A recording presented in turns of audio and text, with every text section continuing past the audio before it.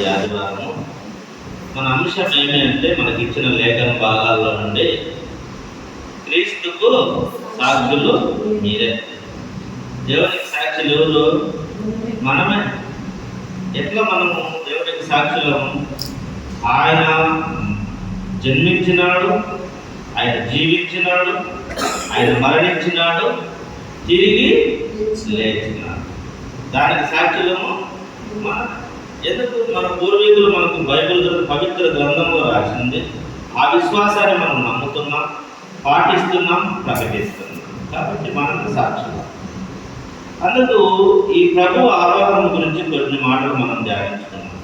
నిన్న జరిగిపోయింది కాబట్టి ఆరోహణం అంటే ప్రభు ఆరోహణం అనగా పునరుద్ధానము, క్రీస్తు దేవుని కుడిపాదం చేరుట. అందుకే మనం ప్రభువును హెచ్చింపబడ్డ యేసుగా మన విశ్వాస నేత్రాలతో దృష్టించి గ్రహించి నమ్మి గణపరుస్తున్నాం. ఈ ఘటనను మార్కు, లూకా సువార్తికులు లిఖించారు, వివరించారు. మార్కు సువార్త 16వ అధ్యాయం 19వ వచనం, లూకా సువార్త 24వ అధ్యాయం 50వ వచనం, అపోస్తల కార్యం 1వ అధ్యాయం 6 నుంచి 12 వచనాల వరకు ఆయన పునరుద్ధానం గురించి ఇక్కడ వీరు రాయడం జరిగింది. ఈయన ఎక్కడ పునరుద్ధారణ తర్వాత ఆ కొండ, ఒలీవల కొండపైన యెరూషలేము యెహోషాపాతు లోయకు మధ్య ఉంటుంది. సుమారు ఇది 2723 అడుగుల ఎత్తు అందముగా ఉండే ఒలీవల వనం ఇచ్చట కలదు. కొండ దిగువన గెస్సమనే వనం ఉంటుంది. కొండ అంచున బెతానియా గ్రామము ఉండేది. లూకా సువార్త 1:12లో పాత నిబంధన కాలంలో నుండి ఈ కొండ దైవ సాన్నిధ్యం ప్రాధాన్యత, సహవాసం నాకు గుర్తు అని పూర్వీకులు చెప్తూ వచ్చారు. అది కీర్తన 121:1లో ఉంటుంది.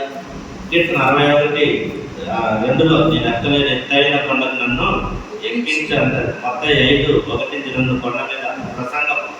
అపోస్తల కార్యం 1:6 నుంచి 12 వరకు. ఇవన్నీ కొండ మీద సంబంధించినది. దేవుని కార్యం గురించి ఎరగాలంటే ఆయనతో పాటుగా ఉన్నంతగా విశ్వాసి సాగి వెళ్ళాలి. ఆయనతో ప్రార్థించడంలో, దైవ చిత్తమును ఎరుగుటలో, విశ్వసించడంలో, సహవాసించడంలో, జీవించడంలో పైకి ఎదగాలని హెచ్చింపబడ్డ యేసు మనం హెచ్చించబడాలని కోరుతున్నాం. ఆయన పైకి ఆరోహణమైన క్రీస్తు ఆయన హెచ్చించబడ్డాడు కాబట్టి ఈ లోకంలో మనము కూడా హెచ్చించబడాలని క్రీస్తు కోరుకుంటూ ఉన్నాడు. మీరు కూడా హెచ్చించబడాలని కోరుకుంటాం. ఆయన పరలోక రాజ్యానికి వెళ్ళారు, మనం కూడా పరములకు చేరాలని దేవుడు కోరుకుంటున్నాడు. కాబట్టి మోక్ష ఆరోహణం గురించి ఈ లేఖన భాగాలన్నీ తెలుసు. ఈరోజు మోక్ష ఆరోహణం తర్వాత మొదటి ఆదివారంలో మన అంశం ఏమంటే ఇచ్చిన లేఖన భాగాల్లో దానికి మీరే సాక్షులు. క్రీస్తుకు ఎవరయ్యా సాక్షులు అంటే మీరే, మనమే సాక్షులు. ఈరోజు మనం ఇచ్చిన ఈ లేఖన భాగాలు క్రీస్తు తన శిష్యులకు ఇచ్చిన హితోపదేశం అంటే ఆదరణ వాక్యము, ఆజ్ఞ ఏదనగా ఆయన ఆదరణకర్త పంపుతాననియు ఆయన తండ్రి యొద్ద నుండి వచ్చే సత్య స్వరూపమైన ఆత్మ ఆయన వారి క్రీస్తుని గురించి సాక్ష్యం ఇస్తామని మీకు సాక్ష్యం చేయగా వారు ఆయనను గురించి సాక్ష్యం ఇస్తులని పలికింది. క్రీస్తు శిష్యులు ఆయన సాక్షులై ఇవ్వవలసిన వారే. అంటే ఆదరణకర్తను మీకు పంపుతాను, ఆయన వచ్చి నా గురించి సాక్ష్యం చెప్తారు. మీరు విన్న తర్వాత శిష్యులు ఎవరి గురించి సాక్ష్యం చెప్పాలా? క్రీస్తుని గురించి సాక్ష్యం చెప్పాలి. ఆయన నా గురించి సాక్ష్యం చెప్తాడు, లేఖనాలు నా గురించి సాక్ష్యం ఇస్తా ఉన్నాయి, ఆదరణకర్త నా గురించి చెప్తాడు. మీరు కూడా నాతో పాటు ఉన్నారు, మీరు కూడా సాక్షులు, మీరు కూడా సాక్ష్యము చెప్పవలసిన వారే, సాక్షులు ఇవ్వవలసిన వారే అని దేవుని వాక్యం సెలవిస్తాను. పరిశుద్ధాత్మ ఆయన గురించి సాక్ష్యం ఇచ్చిన మనస్సాక్షిని ప్రేమించుచుంటున్నాను. పరిశుద్ధాత్మ ఏం చెప్తుంది? ఆయన గురించి సాక్ష్యం ఇచ్చును, మనస్సాక్షిని ప్రేరేపిస్తారు. పరిశుద్ధాత్మ దేవుడు మనలోకి వచ్చినప్పుడు పాపమును, లోకమును ఒప్పింపజేస్తుంది. క్రీస్తు నిజమైన దేవుడు కూడా అని తెలియజేస్తారు, ప్రేరేపిస్తారు. పరిశుద్ధాత్మ ప్రేరణ లాగు ఉంటుందని దేవుని వాక్యం సెలవిస్తా ఉంది. అలాగే క్రైస్తవ సాక్ష్యం ప్రధానమైనది. క్రైస్తవ సాక్ష్యం ఎటువంటిది? ప్రధానమైనది. క్రీస్తును ఎరగాలి అంటే ఎరిగిన వారు ఆయనతో ఎక్కువ కాలం సహవాసం చేస్తారు. ఎవరైతే క్రీస్తును ఎరిగి ఉంటారో వారు ఎక్కువ కాలం ఆయనతో సహవాసం చేస్తారని ఈ లేఖన భాగాలు మనతో మాట్లాడుతూ ఉన్నాయి. ఆయనతో సహవాసం చేస్తా ఉంటారు. మనకేది మనకు యోహాను సువార్త 15వ అధ్యాయము 26 నుంచి 16వ అధ్యాయం 4 వరకు వచ్చే సాక్ష్యము మరియు సవాలు ఉంది. అక్కడ సాక్ష్యం ఉంది, సవాలు ఉంది. ఆ మాట మనం చూసుకోవాలి. ఇక్కడ సాక్ష్యం గురించే కాదు, సవాలు కూడా ఉంది. అలాగే చూడండి, సాక్ష్యం ఇచ్చేదని చెప్తూ మరి ఆరంభం నుండి క్రీస్తు కూడా ఉన్నవారు కనుక మీ వారు సాక్ష్యం ఇచ్చేదారు. క్రీస్తు మొదట సత్యములని, క్రీస్తు మాటలు సత్యములని వాటిని ఎరుగుదు అని దృఢముగా చెప్పడమే సాక్ష్యం. క్రీస్తు మాటలని సత్యములని వాటిని నేను ఎరుగుదును అని దృఢముగా చెప్పడమే సాక్ష్యం. క్రీస్తు మాటలు విన్నాము, అవి దృఢముగా నమ్మునామని నిజముగా చెప్పడమే సాక్ష్యం. నేను ఎరుగుదును వాటిని గురించి అనేదే చెప్పడం. సాక్ష్యం అంటే ఏమంటే అదే. ఇంకొక విషయం ఏమంటున్నాడంటే యోహాను సువార్త 8:18లో, నన్ను గురించి నేను సాక్ష్యం చెప్పుకున్న వాడున నన్ను పంపిన తండ్రియు నన్ను గురించి సాక్ష్యం ఇచ్చున్నాడని చెప్పింది. నేను చెప్తున్నాను, నా తండ్రి కూడా నా గురించి సాక్ష్యం. మరి తండ్రి బాప్తిసం ఇచ్చినప్పుడు ఈయన నా ప్రియ కుమారుడు, ఈయన యందు నేను ఆనందిస్తున్నాను అని సాక్ష్యం. ఈయన నమ్మండి, ఈయన మాటలు నమ్మండి అని తండ్రి కూడా సాక్ష్యం ఇస్తాను. ఆయన గురించి సాక్ష్యం చెప్పుకున్నాడు, ఆయన చెప్తాడు, పరిశుద్ధాత్మ దేవుడు చెప్తాడు. తండ్రి కూడా యేసుక్రీస్తు గురించి సాక్ష్యము చెప్తున్నాడు. మరి యోగు గారు కూడా సాక్ష్యం చెప్తాడు. యోగు గారు ఏం సాక్ష్యం చెప్తాడు? 16-19లో చూస్తే యోగు ఏం చెప్తాడంటే, ఇప్పుడు నాకు సాక్షి అయిన వాడు పరలోకంలో ఉన్నాడు. ఇప్పుడు నాకు సాక్షి అయిన పరలోకంలో ఉన్నాడు. నా పక్షంలో సాక్ష్యం పలుకువాడు పరమందున్నాడు. నా పక్షంలో ఎవరైనా సాక్ష్యం పలికేదంటే ఆయన పరమందున్నాడు, పరలోకంలో ఉన్నాడు, సాక్షి అయినవాడు. ఈరోజు మనకు సాక్ష్యం దేవుడే. మరి ఆయన సన్నిధిలో గడిపితే మనకు ఆయన సాక్ష్యము ఆయనే. అలాగే అపోస్తుల కార్యంలో 1వ అధ్యాయం 7వ వచనంలో చూస్తే, ఆయనలో పరిశుద్ధాత్మ మీ మీదికి వచ్చినప్పుడు మీరు శక్తి నొందుదురు కనుక మీరు యెరూషలేములోను యూదయ సమరయ దేశమంతటా భూదిగంతముల వరకు నాకు సాక్షులై ఉండుదురని వారితో చెప్పాను. ఇక్కడ సాక్ష్యం గురించి చెప్తూ మీరు యూదయ భూదిగంతములు అంతవరకు నాకు సాక్షులుగా ఉంటారు. ఈరోజు యేసుక్రీస్తు క్రైస్తవులుగా ఉండడం ఈజీ, కానీ క్రైస్తవులుగా మారడము, క్రైస్తవులుగా ఉండడం ఈజీ, చాలా తేలికైన విషయం. కానీ సాక్షులుగా జీవించడం చాలా కష్టం. క్రీస్తు సాక్షులుగా బ్రతకడం చాలా కష్టం.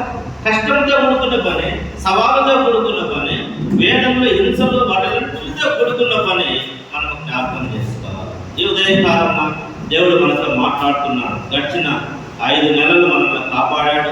6వ నెలలకి మనం మొదటి రోజు మనం ప్రవేశపెట్టాడు. కాబట్టి మనం సాక్షులుగా ఉండాలి అనే దేవుడు మనల్ని కోరుకుంటున్నాడు. మరి యోహాను సువార్త 16వ అధ్యాయము 1-4 వరకు చూస్తే హెచ్చరిక మరియు సవాలు. ఈ పాఠం ఏమంటే యోహాను సువార్త పాఠంలో హెచ్చరిక ఉంది, సవాలు ఉంది. ఒక సవాలు ఉంది, క్రైస్తవులుగా మారాలంటే ఒక సవాలు ఎదుర్కోవాలి మనం. కాబట్టి ఈ ఉదయకాలంలో దేవుడు మాట్లాడుతున్నాడు. ఇక్కడ అన్నిటికీ అందమై ఉన్నది అని చెప్తూ, క్రైస్తవులను చంపవారు తాము దేవుని సేవ చేయించున్నామని తలంచు కాలం వచ్చినది. యూదులు ఆ తలంపుతో క్రైస్తవులను హింసించారు. నేడు ప్రపంచంలో అనేక స్థలములలో ఇతర మతస్థులు క్రైస్తవులను హింసిస్తూ అలాగే భ్రమిస్తున్నారు. క్రైస్తవులను ఎవరు హింసించారంటే యూదులు హింసించినారు. ఇతర మతస్థులను హింసించినారు, యూదులు కూడా హింసించినారు. ఆ మాట చెప్తున్నాడు. ఇక్కడ ఏమంటున్నాడంటే యోహాను సువార్త 2వ అధ్యాయంలో, మిమ్మల్ని చంపు ప్రతివాడు ఏమంటున్నాడు? 16వ అధ్యాయము 2వ వచనంలో, మిమ్మల్ని చంపు ప్రతివాడు దేవునికి సేవ చేసిన మనకున్న కాలంలో వచ్చుతున్నది. మనం ఎవరైతే యేసుక్రీస్తును వెంబడిస్తారో, ఎవరైతే యేసుక్రీస్తును కొలుస్తారో, ఆయన సొంత రక్షణగా అంగీకరిస్తారో, వాళ్ళను చంపి మేము దేవునికి సేవ చేస్తామనే కాలము వస్తున్నది. ఈ దినాలలో జరిగేది అదే.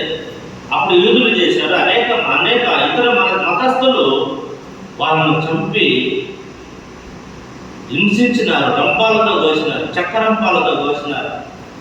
తారు పూసి నూనెలో తారు పూసి వెలిగించి మంటలు పెట్టినారు, కాల్చినారు, వాళ్ళు సింహాలకు వేసినారు. తలలు నరికించబడినారు. అనేక విధాలుగా వాళ్ళని చంపినారు. ఇంతమందిని చంపినా కూడా క్రైస్తవము ఎదుగుతూనే ఉంటారు. క్రైస్తవం ఎదుగుతారు. ఎంతమందిని చంపినా కూడా, ఎందుకంటే సజీవమైన దేవుడే ఆయన. ఎవరు? సజీవమైన దేవుడు. అందుకోసమనే సవాలుతో కూడుకున్నది. మిమ్మల్ని చంపు ప్రతివాడు దేవునికి సేవ చేస్తున్నారని అనుకునే కాలం వస్తున్నదని దేవుని వాక్యం ఇక్కడ మాట్లాడుతున్నారు. అలాగే అపోస్తలుల కార్యం 9వ అధ్యాయంలో కూడా యూదులలో సౌలు ఇంకనూ ప్రభువు యొక్క శిష్యులను బెదిరించుటయు, హత్య చేయటంలో తనకు ప్రాణాధారమైనట్టు ప్రధాన యాజకుని యొద్దకు వెళ్ళి పత్రికలు ఇమ్మని అడిగినాడు. ఈ లేఖ భాగంలో యూదులను అప్పుడు ఎవరు చంపడానికి ఈయన బయలుదేరాడు? క్రైస్తవులను చంపడానికి. క్రైస్తవులను చంపడానికి ఎవరు బయలుదేరంటే సౌలు బయలుదేరాడు. మళ్ళీ ప్రధాన యాజకులను, అది ఎటువంటిది? క్రైస్తవులను హింసించడం, చంపడం ప్రాణాధారమైనట్టు అంట. జీవించడానికి ఆధారం అదే అన్నట్లు. నేను బ్రతకాలంటే వాళ్ళని చంపాలి అన్నట్లు ఈయన బయలుదేరాడు. అందుకోసమనే ఆయన దమస్కు మార్గంలో దేవుడు ఆయనను పట్టుకున్నాడు. ఈ ఉదయకాలంలో దేవుని సంగమ, మరి ఆయన మన క్రైస్తవులు చంపేవారు ప్రాణాధారమైనట్లు మరి దేవునికి సేవ చేస్తామనే కాలం వచ్చింది. ఈ దినాలలో కూడా క్రైస్తవుల పైన ప్రపంచంలో కానీ మరి మన దేశంలో కూడా అనేక చోట్ల హత్యలు చేస్తున్నారు, చంపుతున్నారు, ఇబ్బంది పెడుతున్నారు, హింసిస్తూ ఉన్నారు ఘోరంగా. కానీ వాళ్ళు ఏమనుకుంటారంటే మేము దేవునికి సేవ చేస్తున్నామనే కాలం వచ్చిందని మరి మనకు ముందుగానే దేవుడు చెప్పాడు. ఏమి ఆయన దాచిపెట్టుకోవాలి, సమస్తం ముందుగానే అన్ని చెప్తున్నాడు ఆయన. సమస్తము ముందుగానే ఆయన చెప్తూ వచ్చినాడు. ఇంకొక విషయం కూడా పేతురు రాసిన మొదటి పత్రికలో 4వ అధ్యాయం 16వ వచనం చూస్తే, ఎవడైనా క్రైస్తవుడు అయినందుకు బాధ అనుభవించవలసిందే అంట. ఎవడైనా క్రైస్తవుడు అయితే వాడు ఏం చేస్తాడంట? బాధ అనుభవించాల్సిందే. క్రైస్తవుడు ఎవడైనా క్రైస్తవుడు అయితే బాధ అనుభవించవలసిందే అని దేవుని వాక్యం సెలవిస్తా ఉన్నాడు. ఈరోజు మనం క్రైస్తవ జీవితం అంటే చాలా వేదనతో కూడుకున్నది, కన్నీటితో కూడుకున్నది. విశ్వాస జీవితంలో ప్రయాణంలో చాలా ఒడుగుడుగులతో కూడుకున్నది. విశ్వాసంతో ఆటుపోట్లు వస్తాయి, హింసలు వస్తాయి. పూలపార్పు కాదంటే ఆయన పాట పాడుతూ ఉంటాడు. ఆ పాట శ్రమలు కావేవి అవి ఆ పాట కాదు, పెద్ద ఆయన పాట పాడుతుంటాడు. జోబు నిండా పెట్టేది కాదని ఒకరు కూడా పాట పాడుతున్నాడు. ఆ పాట పెద్ద ఆయన పాడుతూ ఉంటాడు. కలగ కొట్టుకుంటా మొత్త మార్పులు కాదని పాట పాడుతూ ఉంటాడు పెద్ద ఆయన. మాట అందులో ఉంటుంది ఆ మాట. ఈ శ్రమలు, ఈ హింసలు, ఇబ్బందులతో కూడుకున్నది సేవ పరిచర్య అనేది. క్రైస్తవం అనేది చాలా సవాలుతో కూడుకునేదని మనం ముందే చెప్పిన హెచ్చరిక మరియు సవాలు ఈ పాట. మరి అలాగే పేతురు రాసిన పత్రికలో ఎవడైనా క్రైస్తవుడైన బాధ అనుభవించిన అతను సిగ్గుపడక ఆ పేరును బట్టి దేవుడిని మహిమపరచవలను. సిగ్గుపడాల్సిన పనులు ఆ పేరును బట్టే దేవుడిని మహిమపరచాలి.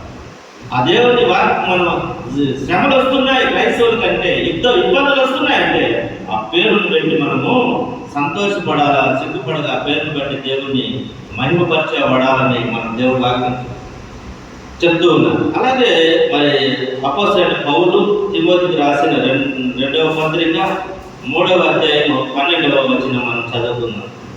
అపోస్తలుడైన పౌలు తిమోతికి రాసిన 2వ పత్రిక 3వ అధ్యాయం 12వ వచనం మనం చదివితే, క్రీస్తు యేసునందు సత్భక్తితో బ్రతకను ఉద్దేశించి వారందరూ హింస పొందుదురు. ఎట్టంట? ఎవరైతే క్రీస్తు యేసునందు సద్భక్తితో బ్రతకాలనుకుంటారో, మంచిగా బ్రతకాలనుకుంటారో వారందరూ ఏం చేస్తారంట? హింస పొందుతారు. ఎందుకు హింస? మనం నీతి నిజాయితీగా బ్రతకాలనుకుంటాం. ఒక కంపెనీలో పనిచేసేటప్పుడు మనం నీతి నిజాయితీ బ్రతకాలనుకుంటే లంచాలకు అలవాటు పడే వాళ్ళు ఈ పని ఒత్తిడి చేస్తాడు. వీడంటే మనకేమి రాదు, వీడు మనకు అన్ని అడ్డంగా ఉంటాడు, మన గురించి ఇతరులకు కయాపేసాలకు చెప్తాడేమో, వీడు కూడా మనలో కలుపుకుంటే సమస్య ఉండదు. కానీ వాడు ఒక్కడుంటే ఎప్పుడైనా మన గురించి చెప్తాడన్న, వీడిని తీసేయాలని వీరి మీద పక్కన లేకుండా చేయాలని. ఇక్కడ చూడండి, ఎవడైనా సద్భక్తితో బ్రతకాలని ఉద్దేశిస్తే వాడు హింస పొందుతాడు. ఈరోజు మనం దేవుని కోసం నిలబడితే, దేవుని వాక్యం కోసం విధేయత చూపి మన భక్తి మార్గంలో మనం ఉంటే హింసలు ఎదుర్కోవచ్చు వస్తుందని దేవుడు ఏమి దాచిపెట్టుకోవాలి.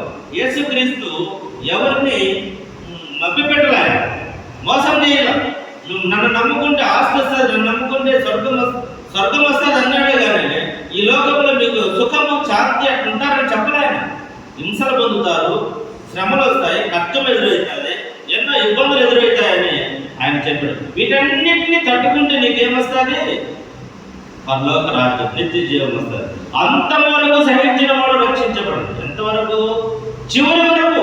యేసుక్రీస్తు ఆ మాట అంటున్నాడు తిమోతికి రాసిన పత్రికలో చెప్తా, క్రీస్తు యేసునందు సద్భక్తితో బ్రతుకును ఉద్దేశించి వారందరూ హింస పొందుతారు. క్రీస్తు అన్ని ముందుగానే తెలియజేశాడు. జరగబోవు దీవెనలతో పాటు నువ్వు పొందబోవు దీవెనలతో పాటు ఎదుర్కొనబోయే హింసలు, మరణం గురించి స్పష్టంగా మనకు దేవుడు తెలియజేశాడు. ఎందుకనగా వారు దేవుని ఎరుగనందుకే మరి ఎందుకు వీళ్ళు చంపుతారు, ఎందుకు మిమ్మల్ని హింసిస్తారు? దేవుడు మనకు చెప్పాడు, మీరు క్రైస్తవులుగా జీవిస్తే మీరు హింసలు ఎదుర్కొంటారు. ఎందుకు మిమ్మల్ని అలా చంపుతారంటే వారు నన్ను ఎరగలేదు, మిమ్మల్ని కూడా. కాబట్టి దేవుని గురించి తెలియడానికే వాళ్ళు క్రైస్తవులు ఈరోజు చంపుతా ఉన్నారు. దేవుని ప్రేమ తెలియకనే, దేవుడు ఇచ్చిన ఉద్దేశం తెలియకనే, లోకరక్షకుడు ఎవరైనా తెలియకనే, ఆయనే మన జీవాన్ని పొంది ఆయనే సృష్టికర్తని తెలియకనే కదా హింస.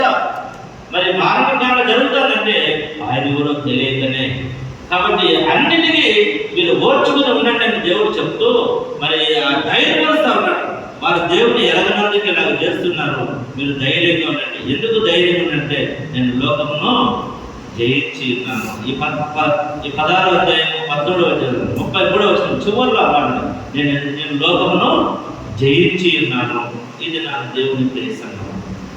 దేవుడు లోకాన్ని జయించున్నాడు, మనం కూడా జయించి మనకు తెలుసా. ఈరోజు దేవుడి కొరకు హింసలు అంటే మనం అంతం వరకు ఓపిక కలిసి సహించే వారిగా ఉండాలని దేవుని వాక్యం సెలవిస్తా ఉన్నాను. కాబట్టి జ్ఞాపకం చేసుకున్నాం ఈ ఉదయకాలంలో దేవుని సన్నిధిలో.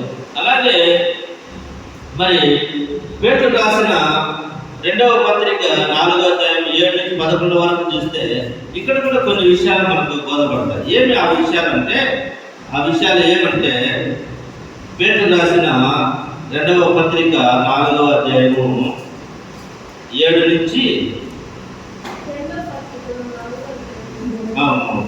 మొదటి పత్రిక పేతురు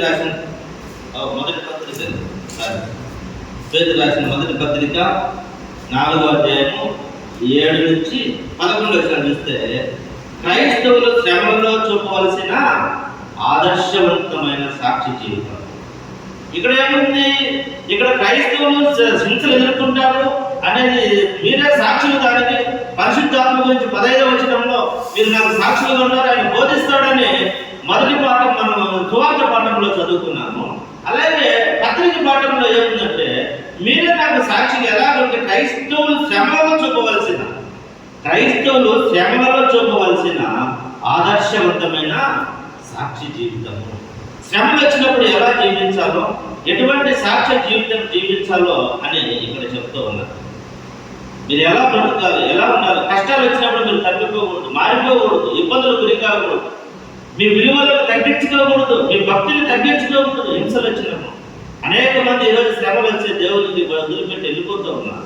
అనేక మంది దేవుని కోసం ఈ లోకంలో ఉండే జరిగే భౌతికమైన అవసరాల కోసం దేవుణ్ణి కాదనే స్థితికి వచ్చేసినాం. ఎన్నో భయాలు, ఉద్యోగాలు రావను, మత మార్పుడు జరిగిపోతాము, మమ్మల్ని రిజర్వేషన్ తీసేస్తారన్న ఎన్నో బాధలు వాళ్ళు ఇవన్నీ జరుగుతూ ఉంటాయి. కానీ అటువంటిప్పుడు ఆ శ్రమ వచ్చినప్పుడు మీరు ఆదర్శవంతంగా జీవించాలి, ఆదర్శంగా ఉండాలి.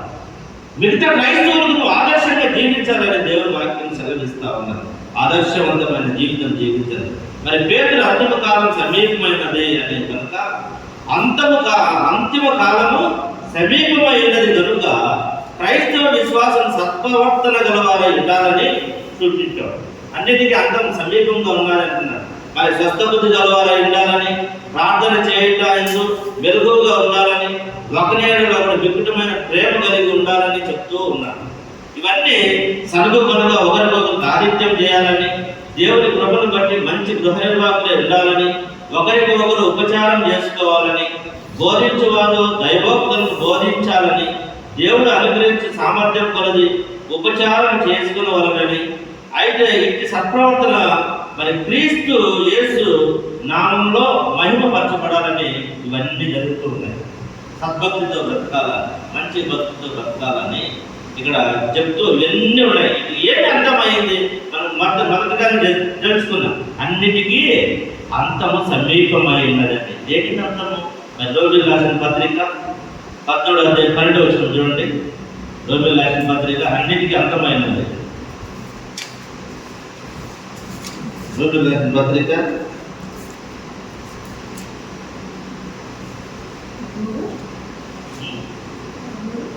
12:12.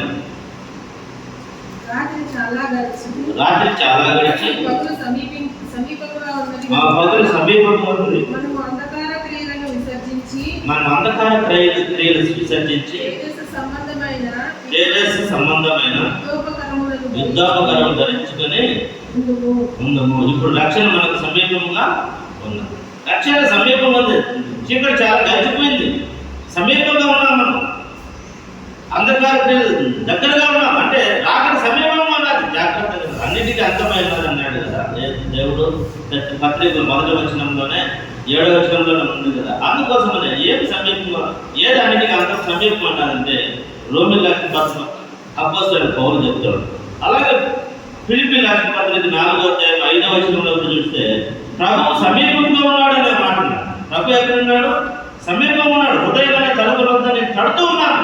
ఎవడైతే నా మాట విని నా స్వరాన్ని తలుపు తీస్తే నేను వాడితో వాడు నాతో కలిసి భోజనం చేస్తామంటున్నాను. అన్నింటికి దేవుడు సమీపంగా ఉన్నాడని మనం మర్చిపోకూడదు.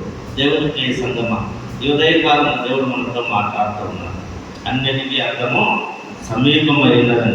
ఇక ఏమి సమీపంగా ఉన్నదంటే యాకోబు రాసిన పత్రిక 5వ అధ్యాయం 8వ వచనం చూస్తే ప్రభువు రాకడ సమీపించును కనుక సమీపించుచున్నది. ఆయన ప్రభు వస్తున్నాడు మేఘాల మీద. ఆయన సమీపంగా ఉన్నాడు, దగ్గరగా ఉన్నది. ఇప్పుడు మనకు ఏమి ఆయన సూచనలు అని చెప్తున్నాడు? జనం మీదకి జనం వేస్తాడు, దేశం మీదకి దేశం యుద్ధాలు జరుగుతాయి, కరువులు వస్తాయి, భూకంపాలు వస్తాయి, అనేక మందిలో ప్రేమ చల్లారిపోతాయి. ఇవన్నీ ఎందుకు చెప్పినాడు దేవుడు అంటే నా రాకడ సమీపంగా దగ్గరగా ఉన్నది. ఈరోజు దగ్గరగా సమీపంగా ఉన్నదని జ్ఞాపకం చేసుకోవాలి. దేవుని ప్రియ సంగమా ఈ ఉదయకాలం జ్ఞాపకం చేసుకున్నాం. ఇంకొక విషయం యోహాను రాసిన 1వ పత్రిక 2వ అధ్యాయం 18 చూస్తే ఇది కడవరి కాలము అంటారు. ఇదేంటి? కడవరి కాలం. మనం కడవరి కాలంలో ఉన్నాం, చివరి రోజుల్లో ఉన్నాం. చివరి అంతం అన్నిటికీ అంతమైనది సమీపించున్నది అని చెప్తాడు పేతురు. అలాగే ఈరోజు కడవరి కాలంలో ఉన్నాం. రోజులు మంచివిగా, దినములు చెడ్డవి కనుక సమయం పోనీగా దేవుడిని స్తుతిస్తూ ఆరాధిస్తూ ఆయన నామాన్ని ఘనపరుస్తూ ఉండాలని దేవుని వాక్యం సెలవిస్తూ ఉన్నది. అలాగే ప్రకటన గ్రంథము 1వ అధ్యాయం 3వ వచనం చూస్తే సమయము సమీపించినది. ప్రకటన 1వ అధ్యాయం 3వ వచనంలో ఏమన్నది చూడండి. సమయము ప్రకటన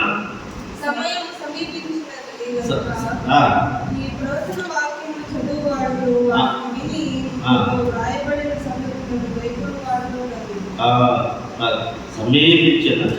సమయం సమీపించినది. దేవుని సమయం సమీపంగా ఉన్నది. జాగ్రత్తగా ఉన్నాడు. ఈ దినాలలో క్రైస్తవుల కోసం జరుగుతున్న ఇవన్నిటిని బట్టి మనం సమీపంగా ఉన్నామని గుర్తుపెట్టుకొని జాగ్రత్తగా ఉండాలా అనే మాట.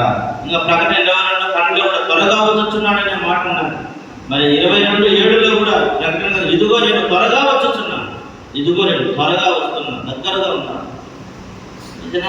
అనేక మంది ఏమనుకుంటున్నారంటే దేవుడు త్వరగా వస్తారని 2000 సంవత్సరాల ముందే ఆయన మరణం కాకముందే చెప్పినాడు, తిరిగి లేకముందే చెప్పినాడు వస్తారన్నాడు. ఇంకా ఏడుస్తున్నాడు, రాలేదు కదా, నిర్లక్ష్యంగా ఉన్నాడు.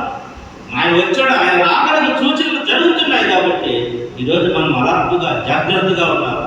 దేవుని సమీపం ఉన్నదని మనం తెలుసుకోవాలని దేవుని వాక్యం సెలవిస్తాను. ఇదిగో నేను త్వరగా వస్తున్నాను అనే మాట చెప్తా.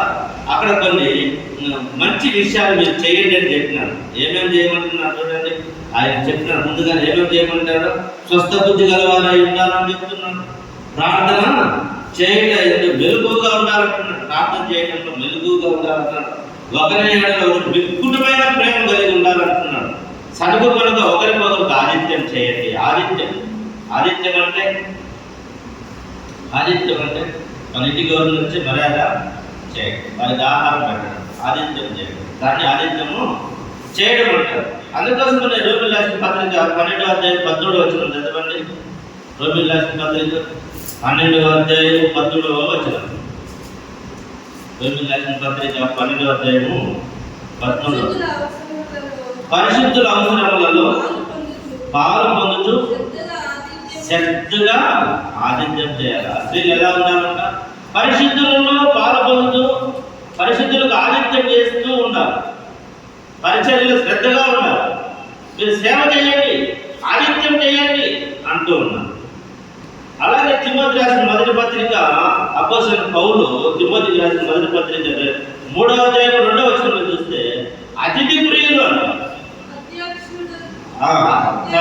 అతిథి ప్రియులుగా ఉన్నారు. అతిథి ప్రియులు అంటే ఎవరైనా ఇంటికి అతిథులు వస్తే వాళ్ళను ప్రియమైన వారిగా ఉండాలి. అంటే వాళ్ళని ప్రేమించే వారిగా, ఇష్టపడే వారిగా.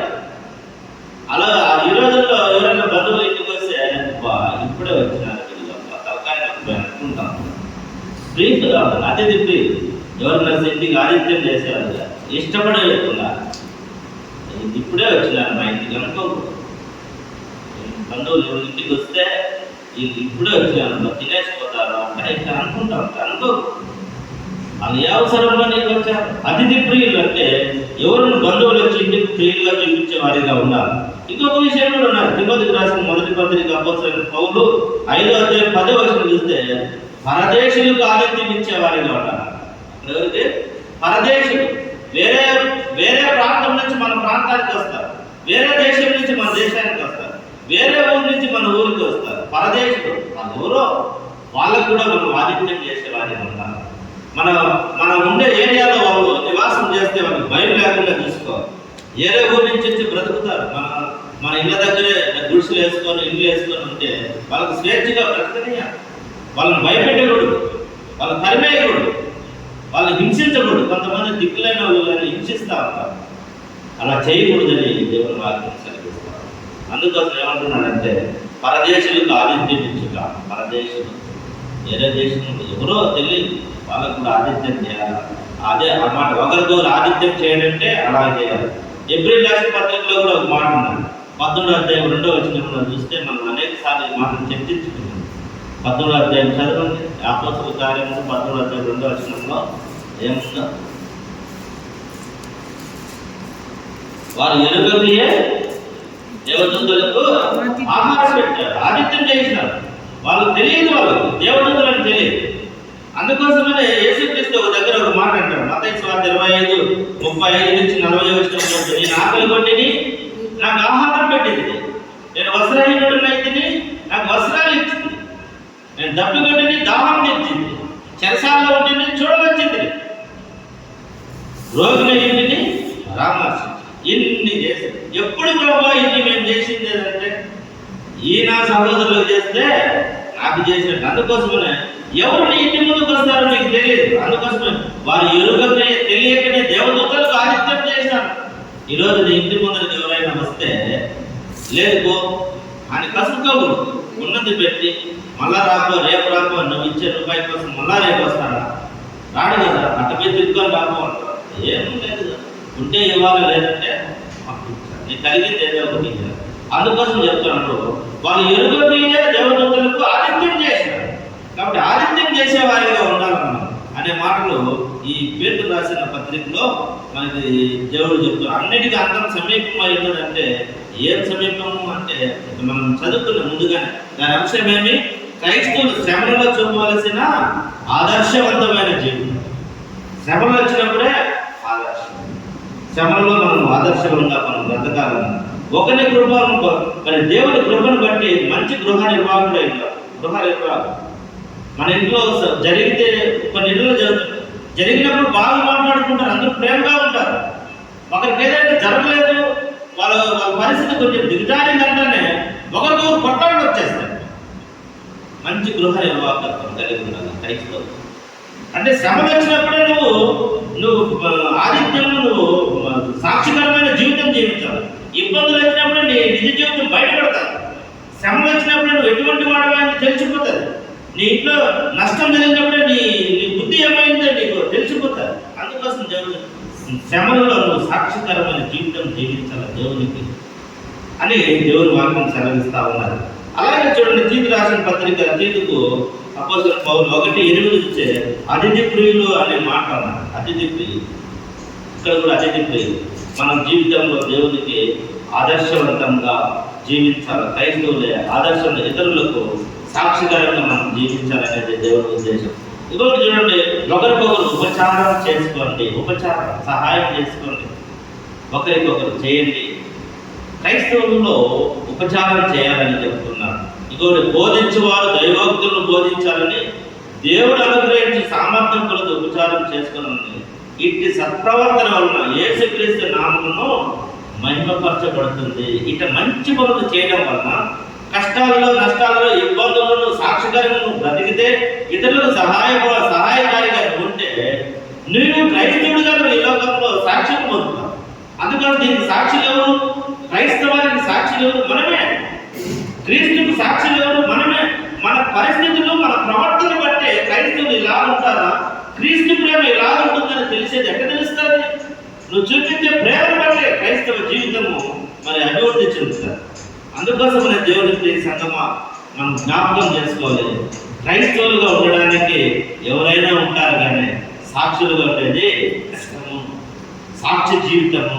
అందుకోసం దేవుడు మీరు నాకు సాక్షులు అంటున్నారు.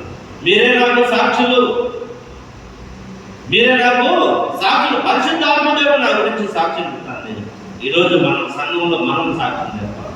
సంఘంలో మనం అందరికీ సాక్షికరంగా మనం జీవించాలి. కాబట్టి జ్ఞాపకం చేసుకున్నాం. ఈ ఉదయకాలంలో దేవుడు మనకిచ్చిన ఈ లేఖన భాగాలలో మొదటిది ఏమి అంటే యోహాను సువార్తలో సాక్షులు మరియు సవాలుతో కూడుకున్నది. అక్కడ సవాలు ఉన్నది. మిమ్మల్ని చంపేవారు హింసిస్తారంటాడు. 15 నుంచి మనకు అంశం ఏమి ఇచ్చినాడంటే 15వ అధ్యాయం 26 నుంచి 16వ అధ్యాయం 4 వచనం ఉంటే ఆ భాగంలో ఏముందంటే దేవుడు మీరే నాకు సాక్షులు ఉన్నది. ఈ రెండవ భాగం 16 నుంచి 4 వచనాలను చూస్తే అక్కడ ఏముందంటే సాక్ష్యం మరియు హెచ్చరిక మరియు సవాలుతో కూడుకున్న పని ఉన్నది. కాబట్టి ఆ సవాలును ఎదుర్కోవాలి. ఈరోజు కష్టకాలంలో, ఈరోజు క్రైస్తవులు హింసించే కాలంలో మనము సవాళ్ళను ఎదుర్కొంటూ నిలబడాలి, తట్టుకొని నిలబడాలి, దేవుని కోసం నిలబడాలి. ఈరోజు ఎంతమందిని చంపేస్తున్నారు, ఎంతమందిని హింసిస్తున్నారు, కొడుతున్నారు, తిడుతున్నారు. మరి సువార్త చెబితే వారి మీద పేడ నీళ్ళు పోస్తూ ఉన్నారు, తరిమేస్తూ ఉన్నారు. వీటన్నింటిని మనము అంతం వరకు సహించాలి. చివరి వరకు సాక్షిగా మనం ఈ లోకంలో బ్రతకాలి, సాక్షికరమైన జీవితం జీవించాలని దేవుడు మనల్ని కోరుకుంటూ ఉన్నాడు. కాబట్టి మనము ఆ రకంగా మనం సాక్ష్యం, దానికి మనమే సాక్షులుగా ఉండాలని చెప్తున్నాడు. మరి హెచ్చరికలు మరి సవాలుతో కూడుకున్న పని మరి ఆ యోహాను సువార్తలో ఉంది. మరి పేతురు రాసిన పత్రికలో మనం చూసినట్లయితే క్రైస్తవులు శ్రమలలో చూపవలసిన ఆదర్శవంతమైన సాక్షి జీవితం. శ్రమలు వచ్చినప్పుడు మనం తగ్గిపోకూడదు. శ్రమ దినములను కృంగినేడగా నీవు చాతగాని వాడవైతావు. కాబట్టి 2 పాఠాల ద్వారా మనం ఏం నేర్చుకోవాలంటే, శ్రమలు వచ్చినప్పుడు మన భక్తిని విడిచిపెట్టకూడదు. శ్రమలు వచ్చినప్పుడు మరి శద్రక్ మేషక్ అబేద్నెగోలను మరి అగ్నిగుండం వేస్తే శ్రమ వచ్చిందని వారిని తప్పించుకోవాలి, నిలబడినా మా దేవుడు సమర్థుడు. కాపాడకపోయినా మా దేవుడు సమర్థుడు, కాపాడడానికి సమర్థుడు. ఒకవేళ కాపాడకపోయినా నాకు బాధ, కానీ మీ ప్రతిభకు మేము లొక్కమని నిలవబడినాను. శ్రమలు వచ్చినప్పుడు మన బుద్ధి ఏదో మనకు తెలుస్తారు. అందుకోసమే దేవుని వాక్యం సెలవిస్తా ఉన్నారు. దేవుని సన్నిధిలో అడుగుతాం, దేవా మేము కూడా శ్రమ దినాలు వచ్చినప్పుడు నీకు దూరమయ్యే వారంగా కాకుండా చివరి వరకు సహించి మరి పరలోక రాజ్యాన్ని స్వతంత్రించుకునే వారిగా ఉండాలి. అప్పుడే మనం చూపవలసిన ధైర్యం కానీ, మనం చూపవలసిన మంచితనం కానీ శ్రమలలోనే. చాలా మంది చెప్తా ఉంటారు, ఏదన్నా ఒక ఆకును మంచి ఆకు చెట్టాక తెలుస్తుంది, దాన్ని నలిపితేనే ఏ వాసన వచ్చేది తెలుస్తుంది. ఆకును మనం చూస్తాం కదా, ఇది ఏం చెట్టు అని తెలిసి ఎడ తెలుస్తుంది. మనం ఫస్ట్ ఏం చేస్తాం, దాన్ని నలుపుతాం, నలిపితే మంచిది. ఈరోజు మనకు కూడా హింసలు కష్టాలు వచ్చినప్పుడే ఈ రోజున క్రైస్తవుడు నిజమైన వాడా కాదని తెలుసుకుంటారు. దానికోసం కొన్నిసార్లు కొన్ని సందర్భాలలో మన జీవితంలో మరి మనకు శ్రమలు శోధనలు అవన్నీ వస్తూ ఉంటాయి. తట్టుకొని నిలబడదాం. మరి అటువంటి కృప, అటువంటి భాగ్యం దేవుడు మనందరికీ దయచేయును గాక. ఆమేన్.